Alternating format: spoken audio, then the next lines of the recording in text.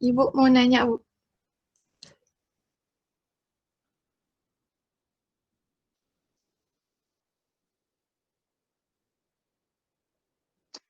Halo, Bu. Halo, Bu.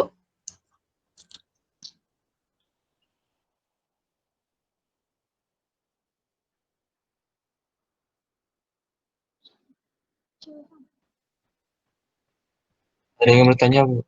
Ya, silakan. Suara di komputer Nadia Sofia. kecil sekali. Ya. Ibu mau tanya tentang program ke-1 di metode scanner, Bu. Di halaman 8. Program ke-1 scanner. Slide ini ya. Halaman 8, Bu.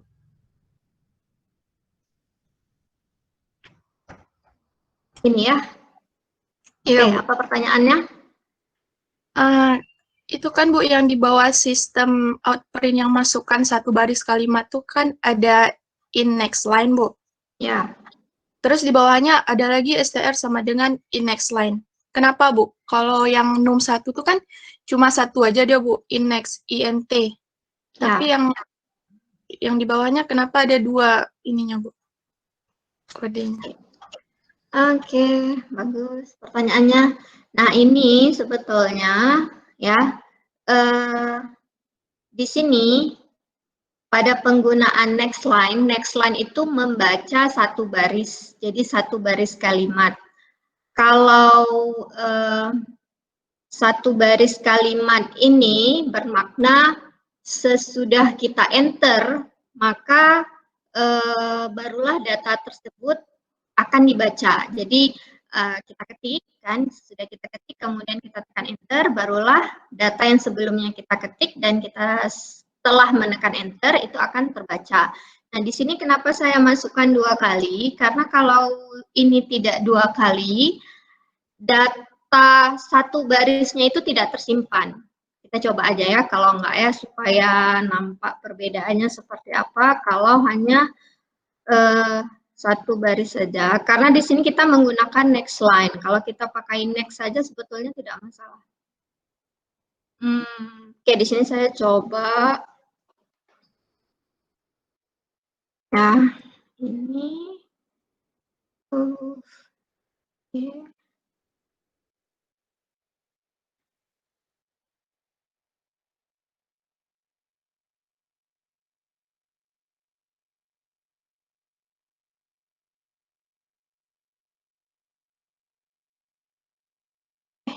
Oh, ya.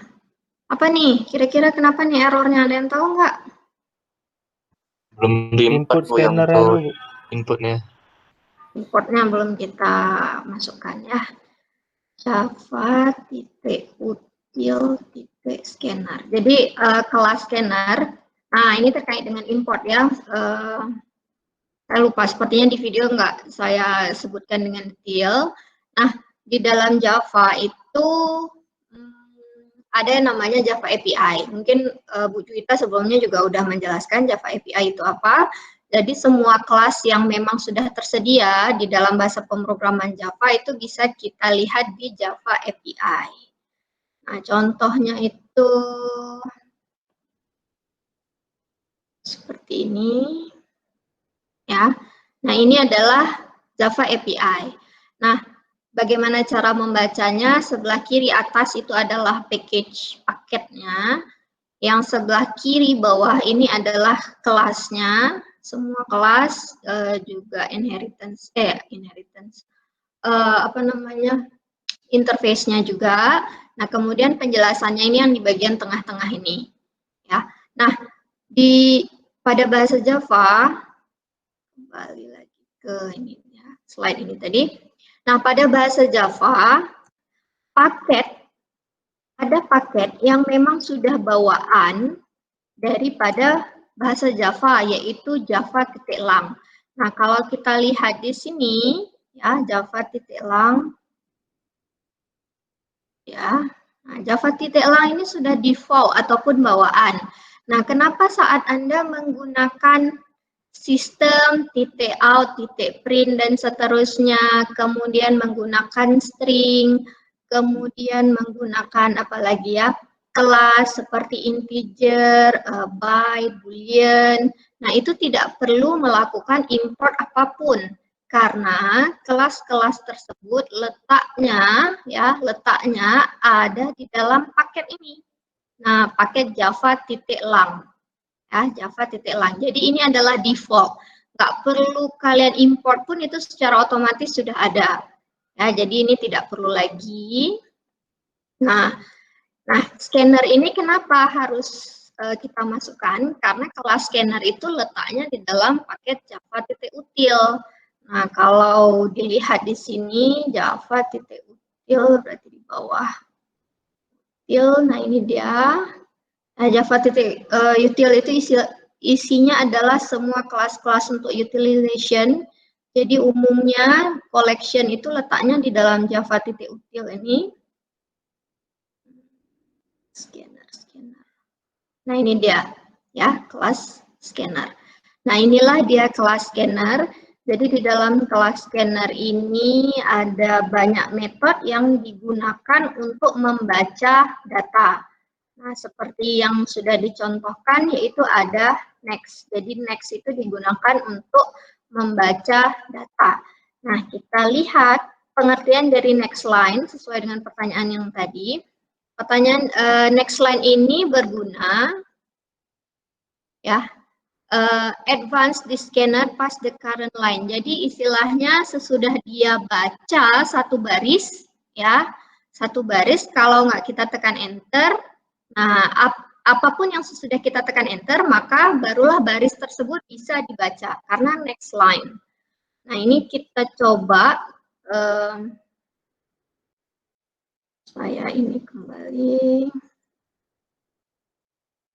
Oke, errornya udah hilang. Halo, Java. Oke, nilai integer 3 misalnya.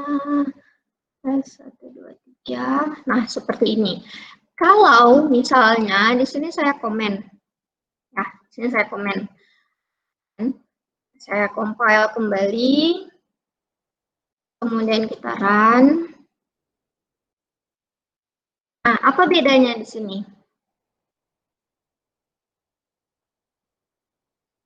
Apa bedanya? Nampak kan? Nggak ada bisa dimasukin stringnya. Ya, jadi proses memasukkan, jadi kata-kata ini ya sesudah masukkan satu baris kalimat ya, satu baris kalimat. Jadi next line itu akan membaca data waktu kita enter 4 sebelumnya. Ya, jadi kan waktu kita tekan 4 tadi kan kita enter. Nah, kemudian sewaktu kita outputkan ini, masukkan satu baris kalimat, maka dia akan membaca next line sebelumnya. Sehingga apa? Sudah dibaca. Nah, karena sudah dibaca, maka langsung saja ini sudah tercetak. Ya. Nah, bedanya jika kita menggunakan next. Nah, kalau next ini dia next. Nah, next ini ada beberapa sebetulnya. Satu aja di sini. Nah, next ya, ini metodenya next, dia akan mengembalikan string juga. Nah, bedanya apa? Returns the next token ya, if it match the pattern. Oops. Next. Nah, kita gunakan next yang ini ya, bukan next yang tadi yang saya tunjukkan. Nah, next yang ini adalah dia akan menemukan dan mengembalikan complete token. Yang dikatakan complete token itu berarti apapun yang kita ketik ya, yang kita ketik dan dibaca oleh kelas scanner itu akan disimpan dan dikembalikan oleh metode next ini. Nah, ini saya coba kembali. Sudah di save belum ya? Oke. Masukkan nilai. Nah, ada bedanya? Apa bedanya antara next line dengan next?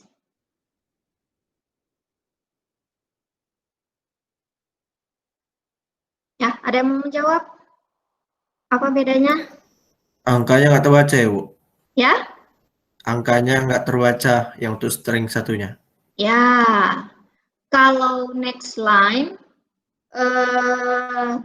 satu baris itu dia akan berhasil dia baca, ya. Tapi memang agak hati-hati kita menggunakannya karena kadang dia membaca baris yang sebelumnya sehingga yang tadi itu saya masukkan 2 kali, ya, supaya dia nggak membaca baris yang sebelumnya. Nah, kalau yang next ini dia hanya membaca 1 token, ya, 1 token. Tadi di sini dibilang apa? Find and return the next complete token. Jadi token itu maknanya 1 kata yang berhasil dibaca oleh scanner. Sehingga munculnya seperti ini, hanya FGJLA saja, sedangkan 44 ini tidak dibaca. Oke, siapa tadi yang bertanya? Nadia ya? Sudah bisa dipahami? Sudah, Bu. Oke, ya siapa lagi yang ingin bertanya? Boleh via chat, boleh juga.